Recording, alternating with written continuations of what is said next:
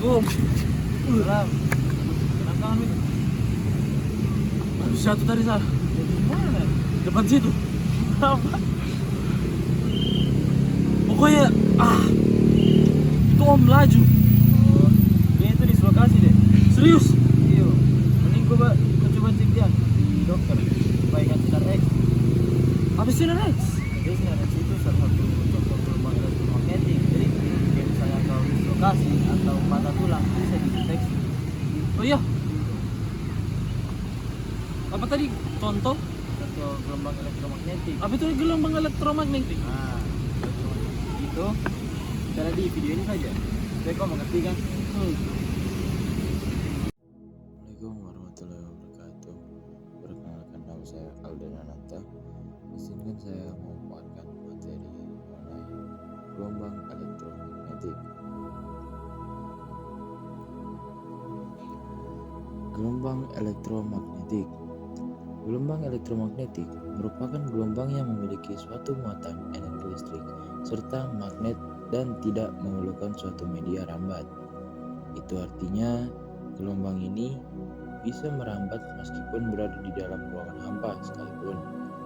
Gelombang elektromagnetik memiliki bentuk seperti gelombang transversal pada umumnya, yaitu memiliki arah rambat yang tegak lurus terhadap arah getarannya. Tadi itu tentang pengertian gelombang elektromagnetik. Nah, selanjutnya kita akan bahas tentang beberapa jenis gelombang elektromagnetik. Yang pertama, gelombang radio. Gelombang radio bisa dihasilkan oleh muatan-muatan listrik yang dipercepat melalui kawat-kawat penghantar. Muatan ini akan dibangkitkan oleh rangkaian elektronika yang disebut dengan osilator. Gelombang radio akan dipancarkan dan diterima oleh antena. Beberapa benda yang memanfaatkan gelombang radio adalah seperti televisi, radio, telepon, dan radar. Adapun dampak dari gelombang radio. Salah satu dampak buruk yang bisa terjadi akibat pancaran radio frekuensi adalah kerusakan pada jaringan tubuh. Disebutkan, jika paparan intensitas pancaran ini yang sangat tinggi dapat menyebabkan pemanasan jaringan biologis dan meningkatkan suhu tubuh. Yang kedua, gelombang mikro. Gelombang mikro atau microwaves dapat dihasilkan oleh tabung klistron yang mana memiliki fungsi sebagai penghantar energi panas. Jika gelombang mikro diserap oleh sebuah benda, molekul, dan atom, maka benda tersebut akan bergetar hingga memunculkan efek panas. Proses inilah yang digunakan pada oven microwave. Gelombang mikro juga bisa dimanfaatkan pada radar atau radio detection and ranging.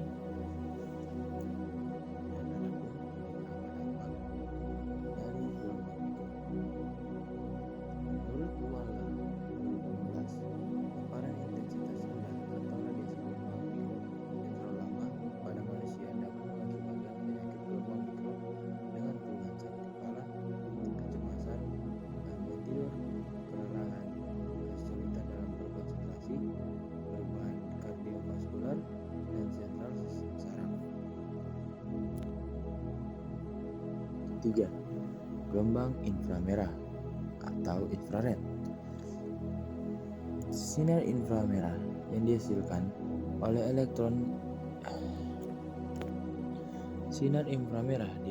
oleh elektron yang ada pada molekul bergetar dan kemungkinan akan terolah menjadi beberapa bagian molekul yang berbeda-beda karena benda tersebut dipanaskan. Energi dilepaskan oleh atom dan molekul yang bergetar tersebut akan dalam bentuk radiasi inframerah. Gelombang banyak digunakan dalam benda-benda dalam kehidupan sehari-hari seperti remote TV dan transfer data dari ponsel ke ponsel lain. Dampak buruk dari sinar inframerah. Sinar inframerah merusak dinding sel dan lapisan peptidoglikan. Adapun dampak buruk dari sinar inframerah.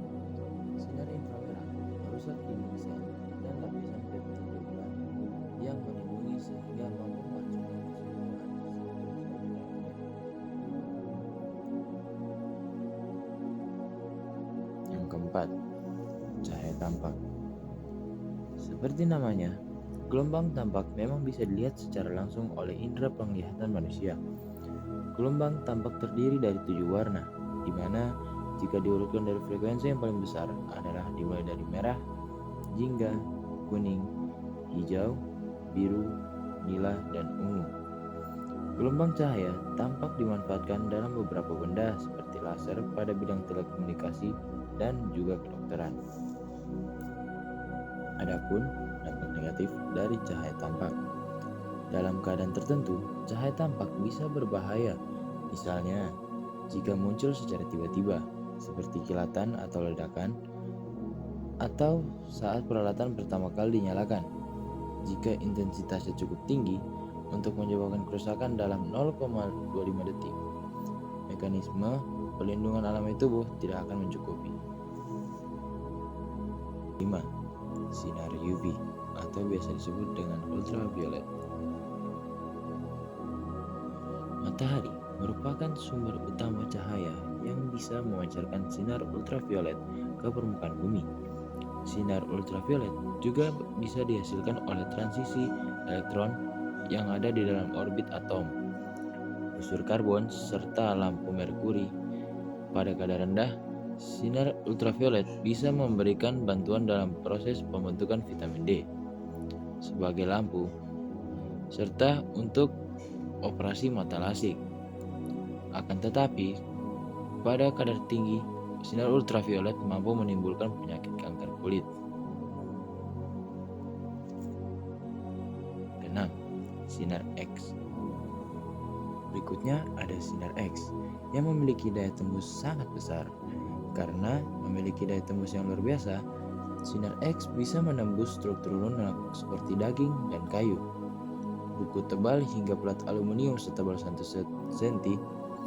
Dengan adanya kemampuan sinar X yang bisa menembus daging, maka tak heran jika sinar X kerap dimanfaatkan untuk teknologi ronsen yang bisa menampakkan struktur tulang atau rangka pada layar film. Bahkan sinar X juga dimanfaatkan untuk melacak atau melihat isi tas penumpang di bandara. Dampak buruk atau bahaya pemanfaatan sinar X.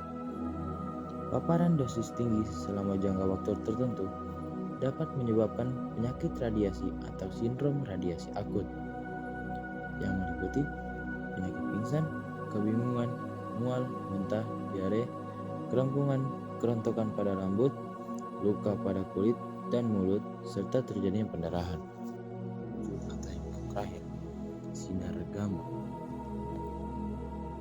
Gelombang sinar gamma bisa disebut sebagai gelombang elektromagnetik yang paling kuat di antara gelombang elektromagnetik lainnya. Gelombang sinar gamma dihasilkan dari adanya peristiwa peluruhan radioaktif atau inti atom yang tak stabil. Bahkan, sinar gamma juga terjadi pada suatu proses reaksi nuklir, sehingga menghasilkan suatu radiasi yang cenderung begitu membahayakan bagi makhluk hidup. Dalam dunia medis, keberadaan sinar gamma digunakan untuk mensterilkan peralatan medis serta proses radioterapi dalam pengobatan kanker. Dampak buruk dari sinar gamma. Selain kanker, bahaya radiasi sinar gamma pada dosis tinggi dalam jangka pendek juga dapat menimbulkan beberapa gejala yang disebut sindrom radiasi akut. Beberapa gejalanya yakni mual, muntah, diare, demam, badan lemas, pingsan, kerontokan rambut, kulit memerah gatal, bengkak, nyeri, hingga kejang-kejang.